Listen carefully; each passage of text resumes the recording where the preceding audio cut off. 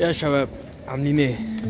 اهلا بكم في فلوج جديد او فيديو جديد. يعني هاخدكم نروح نقعدوا في مكان كده نتكلموا شويه مع بعض. انا خدت العجله ونتمشى شويه ونشوف هنقول ايه. يا شباب انا خدت العجله طلعت بره المدينه خالص زي ما انتم شايفين كده.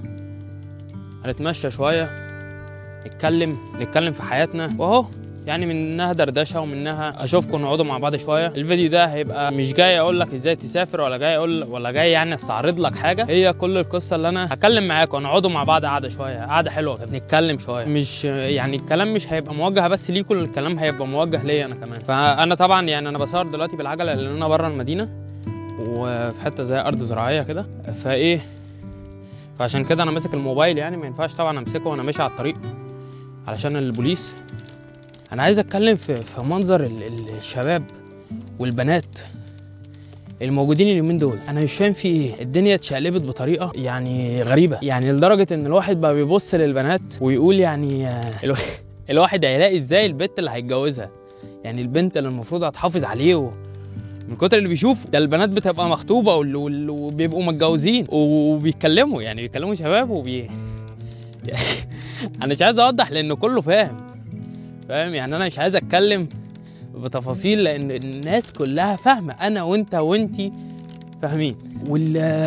والولاد العيال بقت بتلبس حلقان وبتلبس مش عارف ايه، يعني انا مش فاهم. انا كل واحد ماشي لي لابس لي 17 خاتم وكام سلسله. انا بجد انا مش فاهم فين الرجوله بتاعت زمان. العيال بقت خرفان، الناس بقت خرفان بقرون، الشباب والرجاله المشكله اللي انا مش عارف كل ده اتحول امتى. يعني ايام انا ما كنت في مصر كان الموضوع ده موجود بس ما كانش بالطريقه دي، ما كانش بالانتشار ده يعني الاب يطلع مع بنته ولا الواحد يطلع مع اخته في فيديو علشان الريتش والمشاهدات.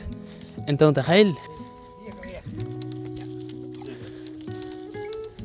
طبعا ده كان واحد معاه كلب، فهو هو بالكلب، لان لو الكلب عضني هاخد منه كبشه فلوس حلوه. نرجع لموضوعنا، نرجع للسبب اللي خلانا كده. يا جدعان انتوا متخيلين ان مصر يعني او العرب عموما، يعني لو نرجع بالزمن ورا شويه، مش هقول لك ارجع ورا قرن بقى ولا هقول لك ارجع ورا 1000 سنه، ارجع ورا ايام جدك وجدتك والناس دي كان في احترام كبير، كان في دين، كان في اخلاق، كان في رجوله. كل ده اختفى، ولا بقى في دين ولا احترام ولا رجوله. والكلام اللي كنا بنشوفه في اوروبا وازاي العيال بتعمل كده في اوروبا، الكلام ده بقى عندنا. يعني ظاهره الشواذ واللي بيطلع باخته واللي بيطلع بامه والكلام ده انتشرت بطريقه غير طبيعيه. وكل ده يرجع لحاجه واحده،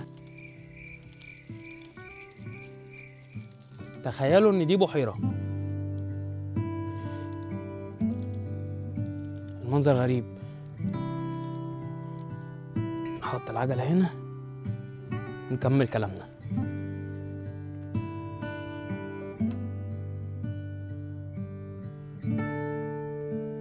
سبحان الله. طبعا كل دي كانت متجمده، لكن النهارده او الاسبوع ده عشان الجو حر التلج بدأ يفك. بس يعني لو نقرب شويه كل ده تلج اهو، كل ده تلج.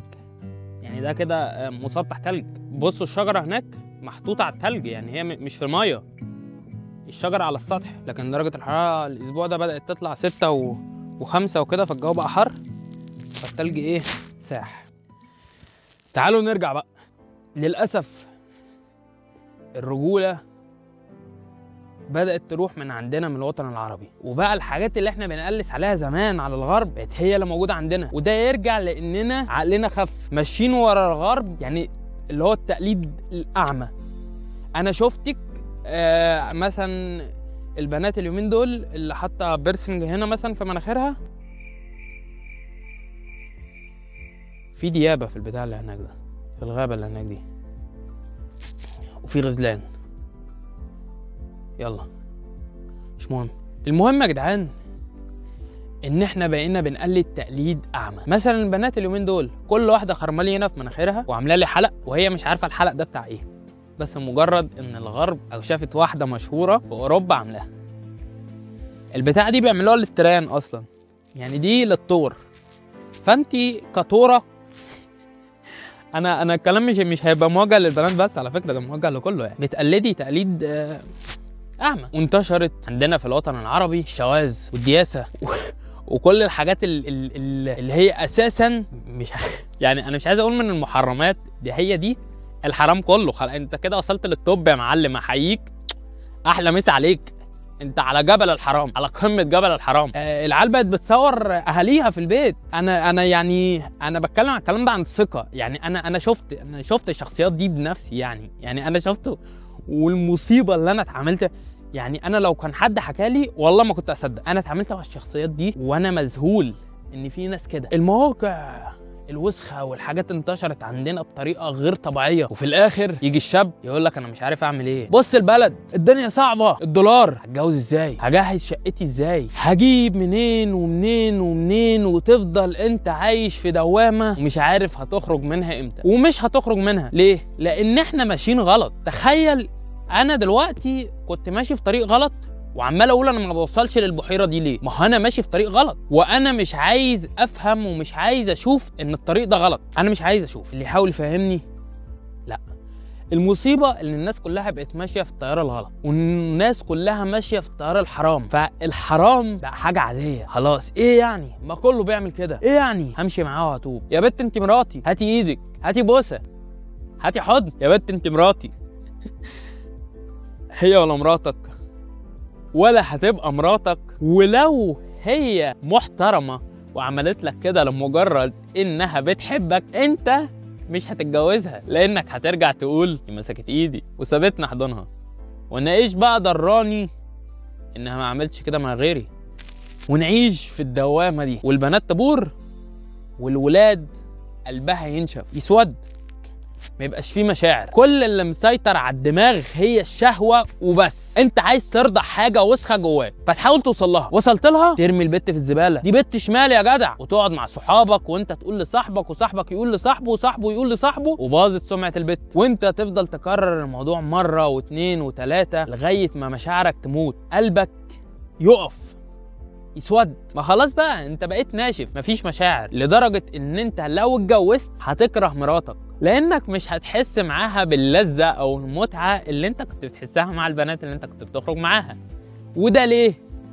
لان الشيطان بيحط لك 10 معالق سكر 10 معالق سكر على الحاجه الحرام. يعني مثلا انت مسكت ايد بت هتحس بلذه غير طبيعيه، انت مبسوط، فاهم؟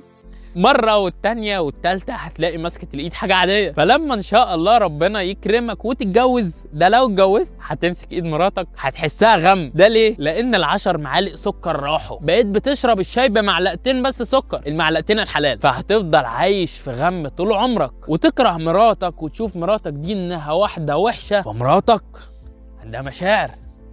أنا متجوزة، ده انا في الحلال، بس جوزي مش عايزني. فابدا ادخل على النت كده اشوف العيال، واحد يدخل ينكشها، يدخل يقول لها كلمتين، راحت في رقم تليفون، مكالمه بالليل، ما انت سايبها. اتمنى كلامي ما يكونش جارح او ما يكونش يعني زياده عن اللزوم، ولكن احب اقول لكم ان كلنا ماشيين غلط، كلنا نسينا الحلال والحرام وبقينا ماشيين في طريق الحرام وشايفينه هو الطريق العادي، الطريق البسيط، الطريق الطبيعي، اللي هو ازاي يا معلم انت في سنك لسه ما مسكتش ايد واحده ولا لسه ما عملتش بلا بلا بلا. انا طبعا بقول مسكه الايد وهو اكتر بكتير يعني، وانا وانت عارفين، وبنفضل على الحياه دي. ولان الحرام بيجيب حرام، فحياتك كلها هتبقى حرام، وتحس ان انت مش مستمتع بحياتك اللي هي الحلال بقى، وتلاقي نفسك عايش في دوامه، تجيب حاجات حرام وتضيع منك، تصرف فلوس حرام على البنات، وترجع في الاخر تقول اصل الدولار، اصل انا معيش فلوس اجهز نفسي. هجهز نفسي ازاي انا وانت نزلتك مع البنات الحرام؟ نزلت مع 10 بنات كل واحده جبت لها شوكولاتايه ب 100 جنيه، ده على الاقل اديك صرفت 1000 جنيه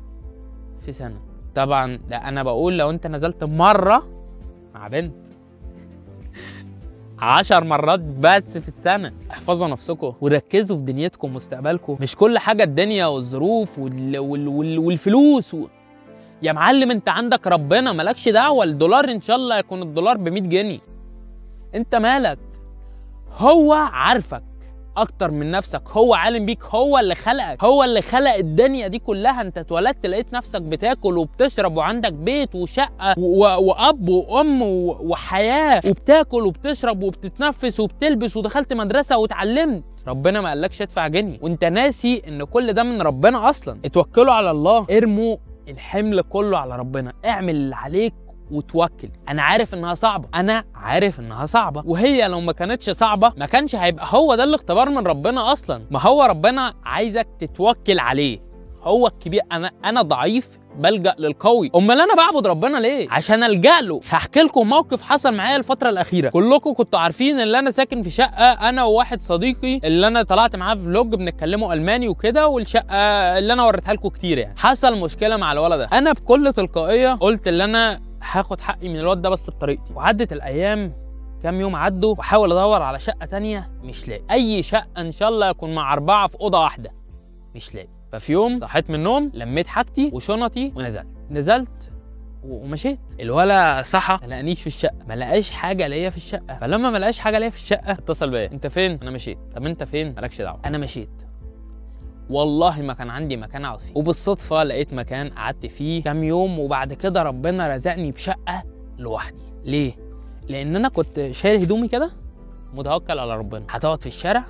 اقعد في الشارع ايه يعني؟ بس انا كنت متاكد ان انا مش هقعد في الشارع. ليه؟ لان هو حميني، هو معايا. لما والدتي كلمتني قالت لي يا ابني هو في بني ادم عاقل يعمل كده يعني، ان انت تسيب شقه يعني معاك؟ قلت لها لا، حرفيا مفيش بني ادم عاقل يسيب الشقه علشان بس ياخد حقه وما يمشيش كلمه الشخص اللي معاه عليه، او ما يركبوش عليه ويسيبه. كان ممكن ياخد حقه بطريقه تانية، لكن انا اخترت الطريق الاصعب وخدت شنطي وحاجتي ومشيت. وبكام يوم وربك رزقني بشقه معرفش ازاي. قاعد مع مديري كلم واحد بالصدفه، لقيت مديري طالع لي وانا في الشغل بيقول لي محمد انا جبت لك شقه. بس هو ربنا مدبرها من الاول. انا لو ما كنتش توكلت عليه ومشيت كان زماني لسه عايش في الغم، او عايش في الشقه اللي هي مش عجباني ومع الشخص اللي مش عاجبني، وحصلت مشاكل تانية كتير لمجرد اللي انا خايف، اللي انا مش عايز اخد الخطوه. اتكل على الله، اتعلموا، طوروا من نفسكم، سيبوا الحرام شويه، اتعلموا حاجات، اتعلموا لغه. ما تقوليش معيش فلوس، اليوتيوب عليه كل حاجه يا معلم. انا لما كنت في مصر والله ولا كان معايا لابتوب ولا معايا موبايل، والعالم كله قافل، مفيش اي حد اتعلم منه لغه الا اليوتيوب. كان معايا تابلت من اصدار 2010 باين، واتعلمت من عليه. والله العظيم اللي سفرني اللي انا اتعلمت من على التاب ده. التاب كانت مساحته 8 جيجا، انت متخيل؟ اتعلمت من عليه الماني. لما ربنا كرمني بقيت قاعد على لابتوب ديل من 2011، اتعلمت من عليه حاجات كتير، اتعلمت من عليه التصميم، الصور المصغره اللي انا بعملها لكل فيديوهاتي كنت بعملها من عليه. واحده واحده، توكل على الله، اتوكل على الله وكل حاجه هتيجي. اوعى في يوم تيأس من رحمه ربنا، هو الكبير القوي اللي احنا كضعفة بنلجأ اليه. ممكن اكون طولت عليكم، ممكن يكون كلامي كتير ملهوش لازمه، ولكن والله انا حبيت ان انا اتكلم معاكم الكلام ده واحنا قاعدين مع بعض قاعده. انا مش ككلام فيديوهات ولا موتيفيشن ولا يوتيوب طز في كل ده. انا القصه اللي انا بكلم اخواتي قاعدين بنتكلم مع بعض. اتمنى ما تكونش زعلت من كلامي وما يكونش حد زعل من كلامي، واتمنى انكم تاخدوا بكلامي. انا مش طالع اقول لكم ان انا احسن واحد، انا واحد زيكم، كنت بعمل نفس الحاجات وممكن لسه بعملها، بس بحاول اشوفها فين واصلحها. لكن احنا كشباب في مصر وفي الوطن العربي مستسلمين للنقطه دي، بنقول خلاص احنا كل اللي احنا بنعمله اللي احنا بنصحى نعيش في نفس الدوامه، نروح نصرف فلوس حرام ونرجع نشتكي اللي المرتب ما بيكفيش ونعيش في هم طول حياتنا. مع انك لو اتعلمت حاجه بسيطه من على النت اللي انت قاعد ليل ونهار بتشوف عليه حاجات حرام، تقدر تجيب منها فلوس بالدولار. اللي انت بتشتكي من الدولار لان الدولار غلى وبقى بالجنيه، تقدر تقبض بالدولار. اشتغلت كول سنتر، اشتغلت في البرمجه، اشتغلت في التصميم، اشتغلت في الكتابه، اشتغلت في الترجمه، كل الكلام ده. وما تجيش تقول لي اصل باقه النت في مصر وانترنت غير محدود وبتاع. انت ليل ونهار قاعد بتتفرج على فيديوهات على الفيسبوك، وليل ونهار قاعد بتتفرج على فيديوهات على اليوتيوب، وليل ونهار قاعد بتتفرج على حاجات تانية من على جوجل وانا مش عايز اقولها. ساعتها ما بتقولش الباقه، لا، باقة ايه؟ هي الباقة تخلص من فيديو وفيديو يجيب فيديو وفيديو يجيب فيديو، ويخلص الشهر ويخلص حياتك وتخلص عمرك وتموت مشاعرك وانت ما عملتش اي حاجة. والهدف اللي ربك خلقك عشانه في الدنيا انت ما شفتوش اصلا، مش ما عرفتش توصل له، انت ما شفتوش. اتمنى يكون كلامي اثر فيكم، ويكون عجبكم، وتحاولوا تطوروا من نفسكم، وتدعوا لي ان ربنا يرزقني ويوفقني ويجعلني برضو اني اوصل للهدف اللي ربنا خلقني عشانه، وان شاء الله افضل اقدم لكم دايما اللي اقدر عليه. لو عندك اي دعوه حلوه ما تبخلش عليا بالدعوه دي، وما تنساش تصلي على النبي، وما تنساش تعمل لي سبسكرايب للقناه ولايك للفيديو وشير. ان شاء الله اشوفكم الفيديو الجاي. I've seen a lot of change, been through a lot of pain.